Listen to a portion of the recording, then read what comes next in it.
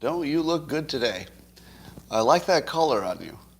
You know, I've noticed that you look good in almost anything you wear. It's weird. I don't know how you do it. And you're funny, you're smart. I could not love you more. All right, that's probably the best thing you're going to hear from anybody today. This is something I learned from the Dale Carnegie class, that compliments work even if you believe they're insincere. They still work because your brain is just like a machine. You put in the input, gives you a certain output, and you don't really have to believe the input, weirdly. That's why movies work. You can watch a movie and feel emotions even though it's not real. Compliments work just like that. Hey, that compliment isn't real. Feels good. Feels good. Why does it feel just like a real one? Because it doesn't matter if it's real. Your brain processes it just like it's real. Within limits. You have to be able to convince yourself that it's real-ish. But would you like to take this experience up a level?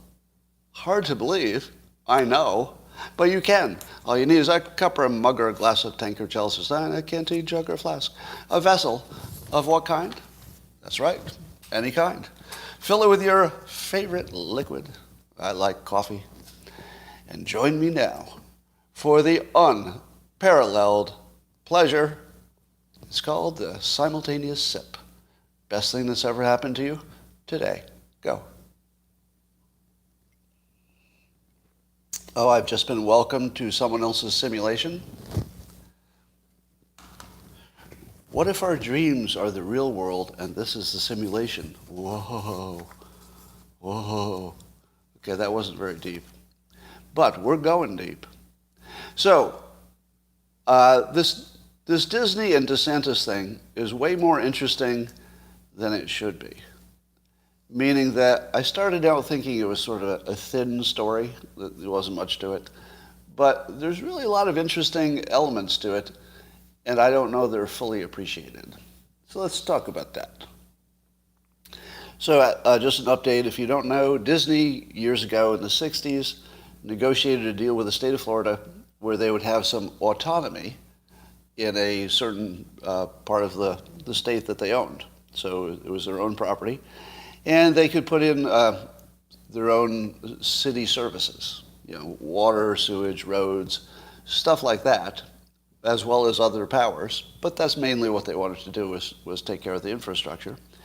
And I guess they got tax breaks or no taxes or something like that. And in return, they built the Disney properties. And the state would benefit from the people coming in and having a big business where there had been nothing but unused land before. And then Disney would benefit from the efficiency and the tax breaks.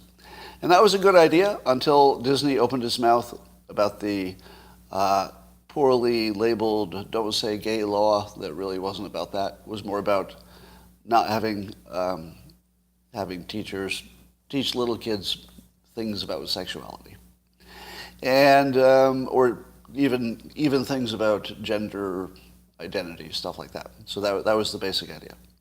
So then Governor DeSantis retaliated, and we'll talk about whether that word really fits. I don't think it does. He retaliated, so to speak, by revoking Disney's special deal, and it was just because Disney spoke up about the law. Now, all right, that's the setup, just so everybody's up to speed. Here are the things that people have been saying about it. One is that Disney had an unfair deal because they weren't paying taxes. Unlike other corporations, they weren't paying taxes. And so why is that good for Florida?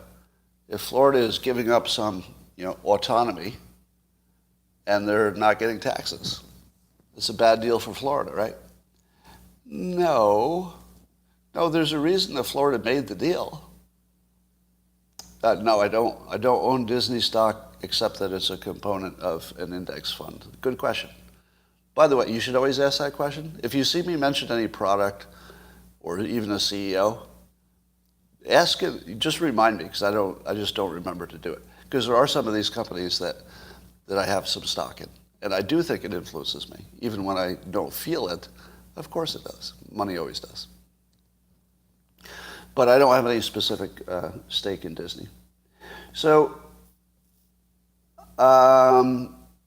here's the thing.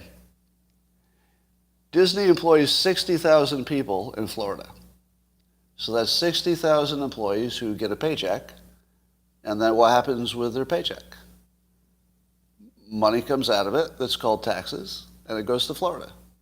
Now that's 60,000 people who either wouldn't be there to work or would have had, were competing with other jobs, would have been higher unemployment. It would have been something different. But 60,000 employees is quite a few people. How about the tourists? All those tourists who come into Florida, they're paying hotel taxes, right? So a hotel tax is almost like an income tax on somebody who doesn't live there. It's just sort of an indirect income tax. So Florida actually has a way to, in a conceptual way, to levy, because it's a destination state. Everybody wants to go there for vacation anyway. They can essentially put an income tax on other states. Because if you make some money in another state and you want to spend it in Florida on a vacation, some of that money is going to go into the hotel tax and go into Florida's pocket. So how many millions of people go to Disney every year, and they're filling Florida's coffers through the hotel tax, and then all these people are eating and drinking and buying goods, and there's this ripple effect. The size of the footprint of Disney's economic benefit to Florida is kind of enormous, isn't it? Am I wrong? If you were talking to an actual commercial, successful economist, would they say, if you said to an economist, Disney doesn't pay taxes in Florida, would they just laugh at you? I'm pretty sure that Disney creates more taxable situations, which is different. They create more taxable situations than anybody in Florida. I don't know. Who's the biggest employer in Florida besides the government? Outside the government, who's the biggest, and maybe schools? Outside of government and schools, is it Disney? Military. Could be military, but that doesn't count. Well, Disney's one of them. Somebody says NASA? I would think Disney's the bigger one in terms of tax impact. So, now that's not counting the fact that Disney built their own infrastructure. So instead of the town paying for roads, Disney paid for them. Isn't that like a tax? It's in place of a tax, which was the whole idea. We won't, you won't have a lot of taxes, but those taxes would have paid for the roads, but you're going to pay for the roads. So it's just like a tax. You just have more flexibility to put the roads where you want them. And who knew better where to put them? I mean, Disney knew where to put the roads and what kind and when they needed them, and it was their priority. So wouldn't you prefer Disney build the roads to make it exactly what they wanted and built for the customer's impact? All right. Somebody says, you're really trying hard, Scott. When somebody says that, like I know I've sort of made some inroads. Look for how many generic criticisms I get on this topic. Watch how generic they are, and that'll be a topic coming up. All right, so the first thing I would say is that the reason that Florida made the deal with Disney is not because Disney was so clever that they put one over on Florida. That didn't happen. I mean, there's no evidence that happened. The evidence is that two sophisticated entities, Disney and the governor of Florida, got together and they said, all right, what's good for you? What's good for us? How do we make a deal that's good for all of us?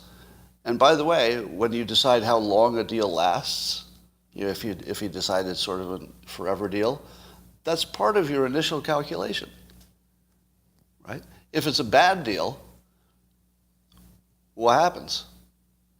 Well, in my view, a deal is a deal, so that's a bigger factor for me than it is for some of you, and I'll talk about that in a minute.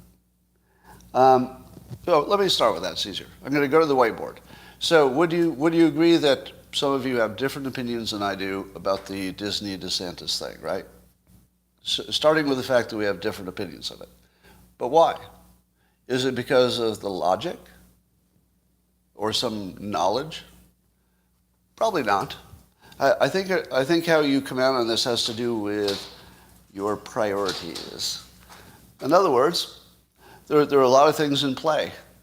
So some people have sort of an anti-corporate power bias. It's just sort of, it's a filter they see the world in. And so they say, hey, why should Disney have a special deal? Maybe that's a high priority for you. It wouldn't be for me, but I can see why that would be for somebody else. Parental rights. Now, of course, this is the central issue, right? The parental rights. So I would say that for many of you, that's the number one thing, and whatever it is that gets to support that, even if it's a little extreme, even if it's breaking a deal, it's just the most important thing. So you might say to yourself, I could be kind of flexible about everything, if I can get this one thing. I just want to have parental rights about how to raise my kid. Reasonable, but I don't have any pushback on that. Anybody who has that opinion, I'd say it's a good opinion. Some people say that it's about winning. It's more important to win. Other people say it's deterrence. By the way, I was debating the word retaliation. And I said that if retaliation is what you're doing, like just retaliation, then you should be impeached. Because you don't hire people to retaliate. That's not really the job. But here's what I realized. The comments are going crazy because you want me to use the word grooming that'll make you happy. Yes, if you believe that the issue was grooming, I'm putting that under parental rights, right? So I acknowledge that the issue is that people thought that their kids were getting groomed. But that all comes under the category of you want control of what your kids hear, right?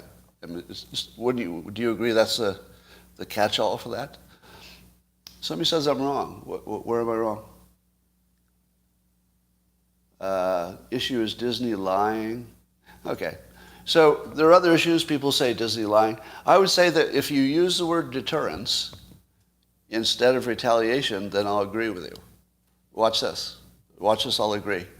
You probably didn't think that we could find a way to agree, but watch this. If I asked you to replace the word retaliation with the word deterrence, that DeSantis pushed back in what you could call an unrelated area to create a deterrence for not only Disney, but anybody else who would get into this realm and maybe interfere with parental rights or be, promoting grooming or whatever it is you think is happening. That worked, right? As soon as I said deterrence, you all said, okay, that's what I was thinking, right? But it was just retaliation that wasn't working for me as a word. And so I think we were not disagreeing on the concept. I think we only disagreed on the word. And so I would blame the journalists. I blame myself. Allow me to take responsibility for my own opinions. I blame myself for being, let's say, a little bit duped by the journalists calling it retaliation. Now keep in mind that the word retaliation was used on both sides, right? CNN and Fox News have both used that term. So it wasn't like I was biased by one side. I was biased by both sides and the way the journalists chose to treat it. But as long as you say the purpose of it was to set up a precedent and say, look, if you mess with parents or you mess with politics in a way that the people on the right don't like, there will be consequences. You won't like them, and they'll be fairly immediate. And that would form a counterbalance to the fact that the left is really good at getting pressure on corporations. So corporations already have pressure from the left. They have had far less pressure from the right. DeSantis is creating the first, let's say, memorable counterbalance. Because keep in mind, from a persuasion perspective, it doesn't matter so much that he's doing it. It matters that you remember it. It's the remembering it that's the important part. That's right. You can do stuff all day long, but if people don't remember you did it, it will have no future effect. So if you're looking for a deterrence, you're looking for a future effect, you got to remember it. And has DeSantis pulled that off? Would you say DeSantis has succeeded, at least for the people who pay attention to politics? I'm not sure everybody's paying attention to this. This is probably like a 10% at tops. But wouldn't you say that he succeeded? Totally, right? The people who have any kind of political memory will always go back to this example. And the very next time a corporation speaks out, everybody's going to say, whoa, you better pull that back, because you saw what happened to Disney. You saw what DeSantis did to them. So I would agree this works as a deterrence. And I would also agree with the people who are saying that the right had not yet established a mutually assured destruction that would keep the corporations on the sideline. And if you think that that's a good thing, and many of you do, and that's a reasonable opinion, right? If your politics aligns with the right, and you think the right has been bullied and pushed around, and you see DeSantis as essentially, landing a blow for your side, but also creating a deterrence, then I accept that as a trade-off that makes sense. But let me tell you where you and I are probably different. And it's not in the logic of it. And it has nothing to do with, I don't have a different opinion about parental rights. I'm pretty sure I think probably all of you watching, or the most part, have a very similar opinion. The parents have to be in charge. As much as is practical, they need to be in charge. But here's where you and I differ. I have perhaps irrational, if I were to look at my own thinking, perhaps irrational, but it's there. Keeping a deal is a big deal to me. It's a big deal. And here's why. I'll give you the rationality, but maybe there's some irrational thing that's driving me for this. It's the only thing that holds society together. The reason the United States works, relative to, say, some country that the government never works, is that in the United States, you have a reasonable expectation of people keeping their deal. And if not, then there's some consequences. Yeah, I was always impressed that China, as much as I criticize them, I always was impressed that they just waited for the 99-year lease in Hong Kong to run out. Because clearly they could have forced the issue earlier, right? Clearly. But they kept to the deal. And what about the UK, right? They owned this thing for 100 years, had this great value, and they said, deal's a deal. So I always appreciated that, because every time you have a big example of somebody keeping a deal, even when it's really not cool for them, it's just really hard for them, but they kept the deal. That's what keeps everything together. Like it's the most basic glue of society is that you keep your deal. So, does that apply to this special case?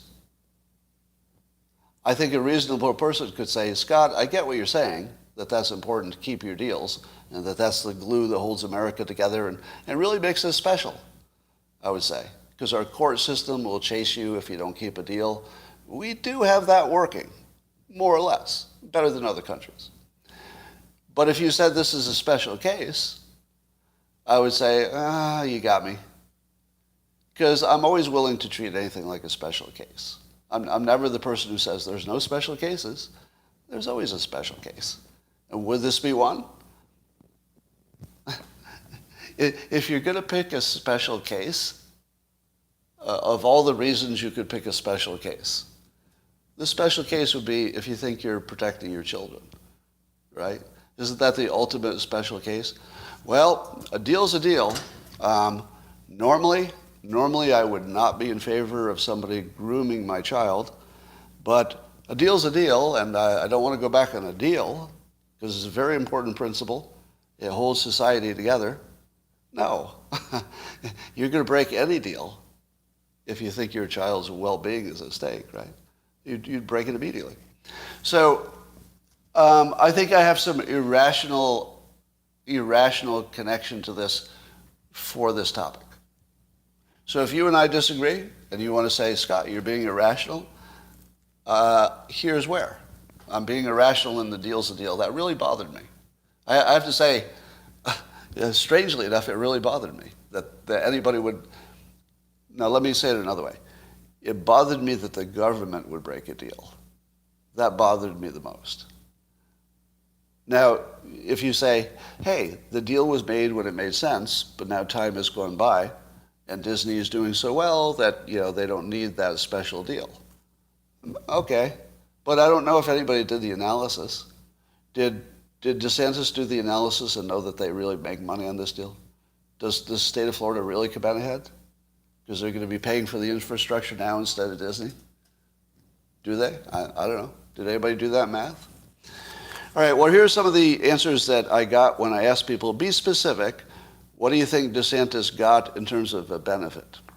And here are the things that people answered. And I want to show you how sort of muddy people's thinking is.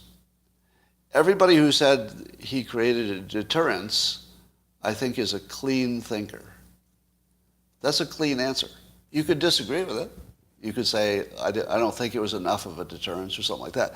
But it's a clean, specific answer. That's a benefit. Everybody would understand what that means. And it can be explained in one word, deterrence. So that's like a good answer. Here are the other answers.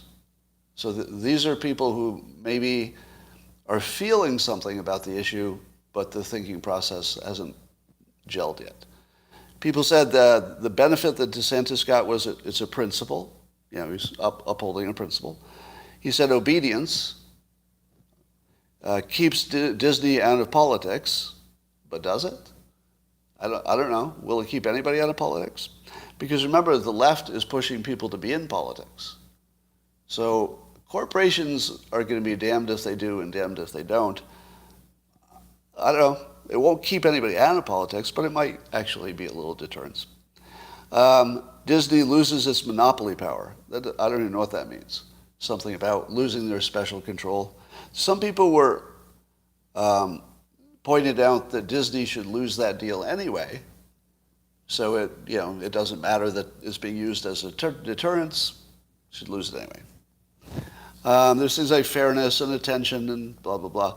So I think the bottom line is that we probably are closer to agreeing on this than not. Fox News asked some people about Biden's accomplishments. Before we do this, let me tell you something I wasn't sure if I was going to talk about today, at least in this forum. So last night, I decided that I would see if I could recreate an experience that I had in my 20s. And it was an experience with mushrooms. And I've talked about it often, and I said it was one of the most, well, first of all, it was one of the most enjoyable days of my whole life. Just off the charts. But secondly, I said that I felt it changed me permanently in a positive way. And I wasn't sure if I were to do it again many years later, if I would feel the same. Because I thought to myself, what if the benefits of the first experience sort of settled in and just became who I am? Would I then be immune? In other words, would the experience just try to make me what I already was, and I would just sit there saying, I don't think anything's happening? Or would I just have another profound experience? I had no idea. So, first of all, kids don't do drugs. So you're going to get a cautionary tale here. If you think this is going to end with a delightful story of how much fun I had. Well, it didn't go that way. Did not go that way. Here's what I think happened, but I'm not positive. The specific form was in chocolate, right? It was an edible, and it was sort of packaged and, professional looking thing. And I thought, well, that's going to be safe, because I knew people who had experienced exactly the same product from the same box, literally, and nobody had a especially bad experience. I think one mildly bad once, but basically, so I knew this was a relatively safe kind of thing, relative to things that are not safe. It's not safe. Let me be clear. It's not safe. It's just a little bit safer than it could have been. If you just found a mushroom in the forest and started chomping on it, I guess that would be the least safe. And so you're contradicting yourself all the time now. What would be an example of that? All right. So here was my experience. I had no cognitive, let's say, psychedelic experience. I took the low end of the highest dose, and I felt physically uncomfortable, like I couldn't sit down, and I didn't want to be touched. I just needed to be standing and walking, and a stomach ache, like a digestive problem that was actually pretty bad. So he says the dose was too low. Well, if the dose had been higher, I wouldn't have. No, I didn't have an empty stomach, so I intentionally ate beforehand, like right beforehand. So here's the thing. If you think that I had a mushroom experience, I disagree, because having experienced it once, I can tell you that this wasn't it. So I don't believe this was actually mushrooms. I think, and I did a little Googling to find out, sure enough, there are counterfeit mushroom chocolate products. Now, I don't know if I had one, but I do know that I know what it should have felt like, and it wasn't like a small version of that. There was nothing. So there wasn't any psychological effect, except that I was uncomfortable. I was uncomfortable with my physical feeling, which I guess had a mental effect, but there wasn't any cognitive change. It just made me unbalanced, and it felt like a stimulant, actually. If I had to guess, I would say a stimulant. And I don't think mushrooms ever act like that, are they? No, I wouldn't do that alone. So, I was in a safe environment, blah, blah, blah. Yeah. So, did it have any memories from the old times? Yeah, I have a very specific memory of the first time, and I can tell you that was dramatic. The experience is not subtle. So here's my only warning. The toughest thing with anything in this category is you don't know what you're getting. That's the problem. Yeah, somebody said fentanyl, and that's one of my suspicions. I have a suspicion that it was something that would make you feel like you wanted to do it again. Yeah, I'm actually wondering if the only people who would do it twice are people who had never experienced the real thing. Because if you experienced the real thing, I don't think you would do this again. But if you hadn't, you might say to yourself, oh, I got some, basically intoxication was out.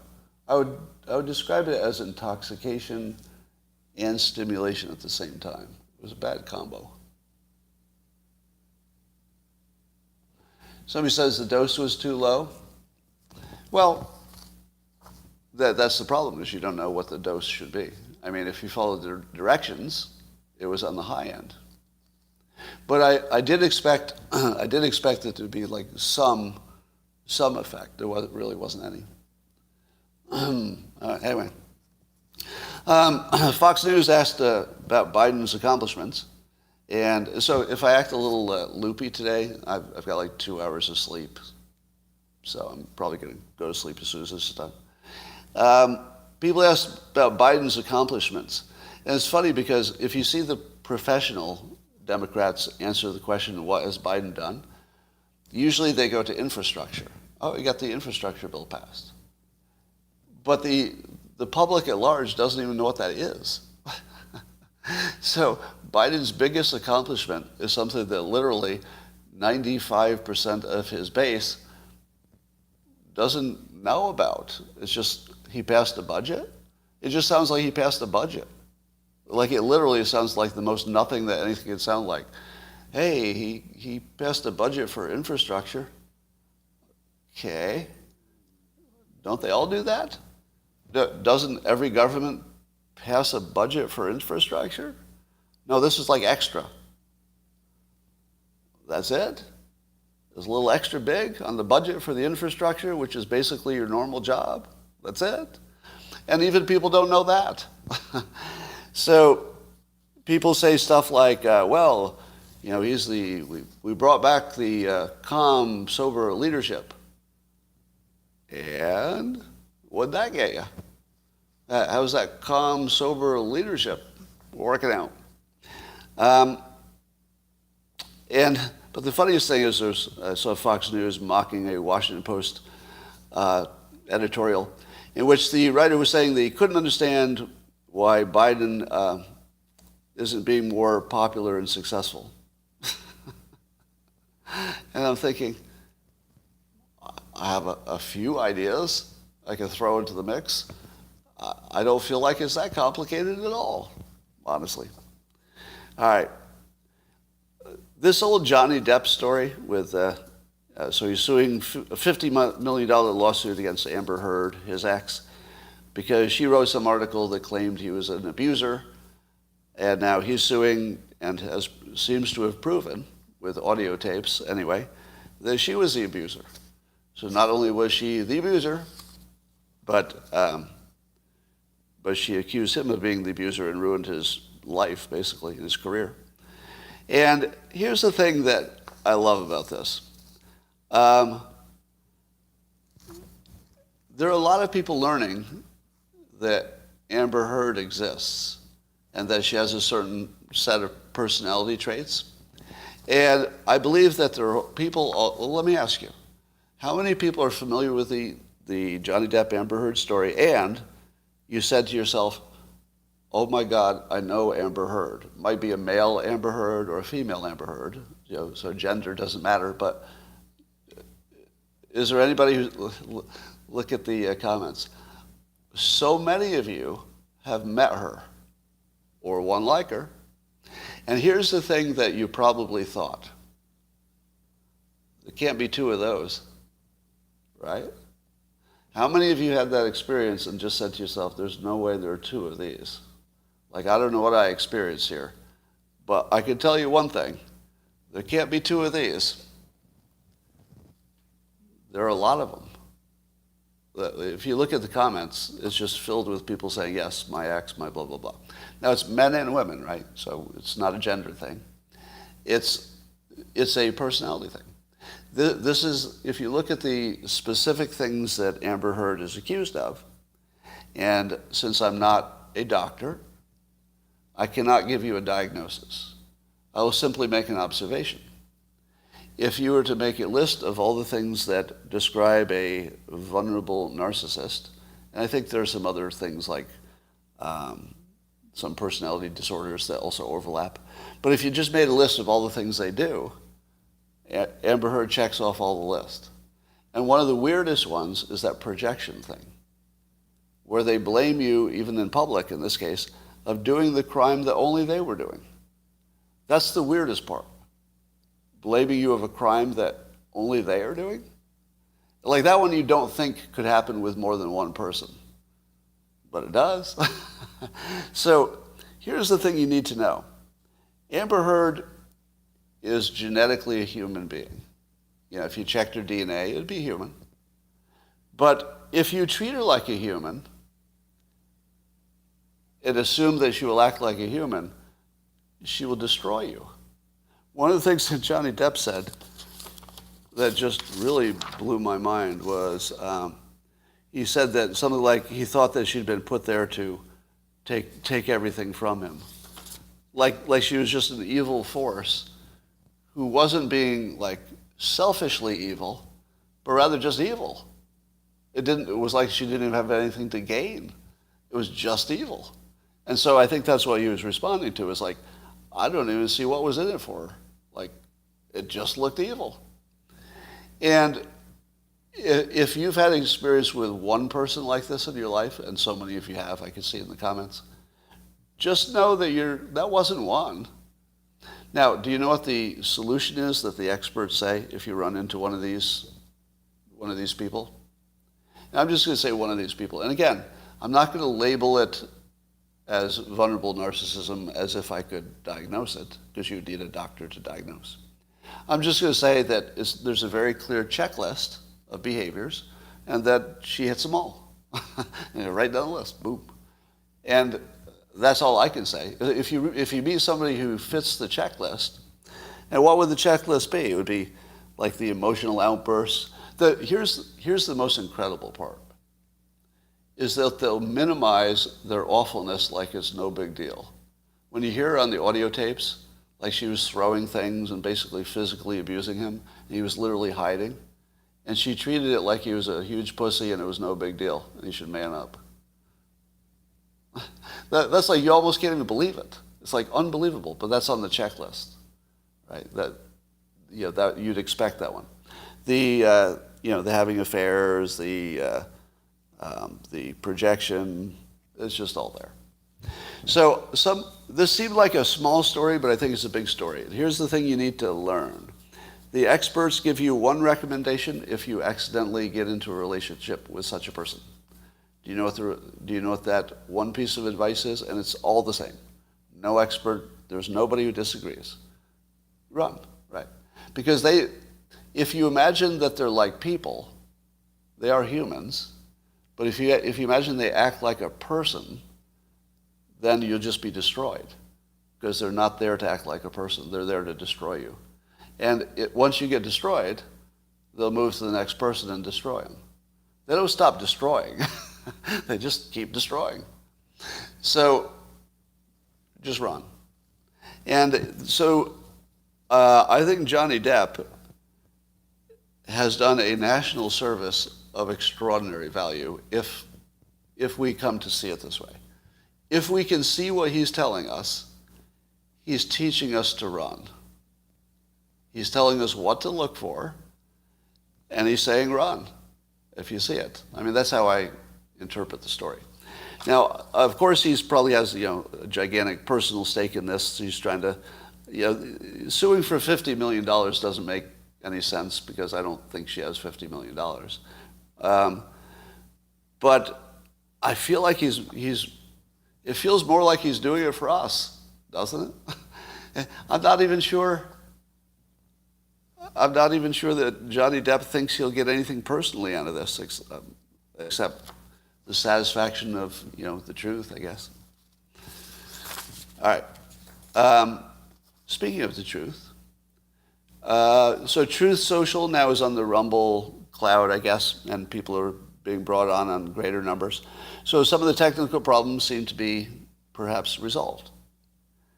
But I'm seeing some activism now to ask the App Store, to drop the app, which basically puts you out of business. You could still have the platform, but if you don't have the Apple app, you're not going to thrive. So how do you succeed when Apple can just say, okay, you're gone? And what would it take? It wouldn't take anything. All they'd have to do is say, looks like you got a bunch of right-wing extremists on there, you're done. Right? And won't there be a lot of right-wing extremists on there? I would think. Probably some. So it seems to me that Apple has every ability to just delete them whenever they want. So how exactly do you succeed that way? I mean, I guess you don't know until you have the fight. And so that's the risk of an entrepreneur, is you got to take that fight. But that's a pretty big risk. Now, here's my take on Trump running for 2024. Number one, I think he could win. And probably would be I think he could win. So, and I think that if he gets in, he'd probably win. But here's the problem. Given that January 6th was such a black eye to the Republicans, and a Trump administration would be looking to staff up with Republicans, how could he possibly staff up? Like, how could a Trump 2024 victory, how could he attract a talent pool when he's suffering under that January 6th brainwashing thing that was really effective? Half of the country thinks that he's a traitor. And even if he wins, because he gets enough votes from his own people, I feel like people would be afraid to associate because it would feel like, oh, another one joins the traitors party or something. I mean, it was bad enough when he was only being called a racist, which, by the way, stopped happening. Have you noticed that? As soon as they had this new thing, Trump stopped being a racist. It just hasn't come up. Doesn't matter anymore, I guess. As if it were ever true in any meaningful way. He needs to make a point of destroying the FBI. Well, I think that this is the kill shot. You have to ask yourself how he would staff up. And to me, I don't know the answer to it. Do you? Can you think of how he could accomplish that? Or do you think people would just say, oh, it's a good job, I'll take it? Because that didn't happen the first term. The first term, there were a lot of people who didn't want, a job in that administration. It feels like it would be twice as hard in the second term. Because even if there were a lot of people who agreed with Trump, so they were willing to work with him, even those same people don't agree with him about January 6th in most cases. Well, you're always going to get somebody to apply. I'm not saying that there wouldn't be any applicants. I'm saying that you're not going to get the top cream of the crop. That's a problem, isn't it? Now, what about DeSantis? DeSantis could, right? Because DeSantis is actually developing a almost bulletproof. Really, it is bulletproof. I think DeSantis has the best bulletproof set of conservative policies and actions that I've seen. I mean, it looks pretty solid. So, as much as I like a lot of what Trump has done and could do, you'd have to ask yourself if DeSantis would be more of a Trump than Trump. It's a fair question. So, by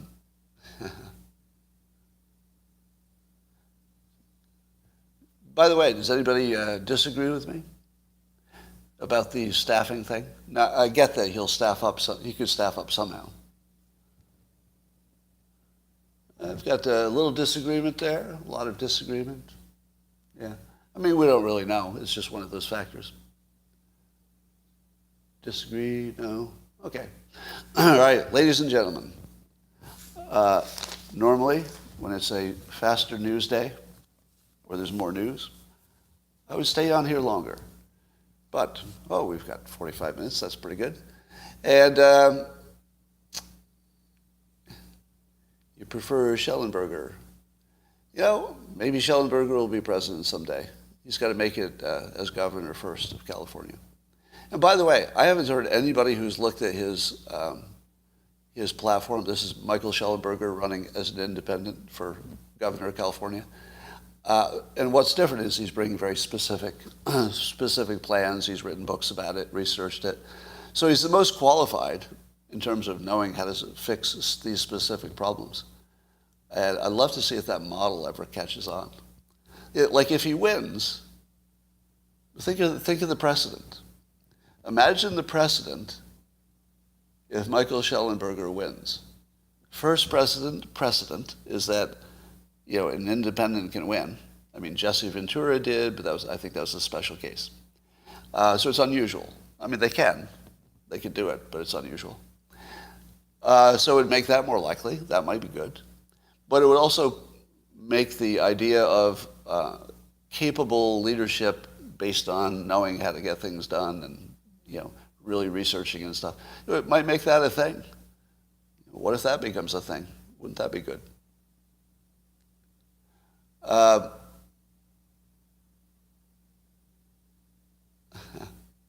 Yeah, I want to I saw a comment on locals. I'm pretty sure that I did not have a bad mushroom trip. What I had was something that probably wasn't mushrooms. That's what I think happened. So if you're thinking that I had a bad trip, I don't think I did. I just had a bad experience with something that probably wasn't what I thought it was. All right. There's a Rasmussen poll about, really? Or you think there should be one?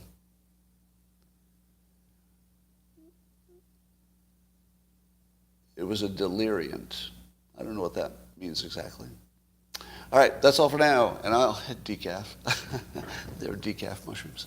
All right, we talked about Elon's tweet about Bill Gates yesterday.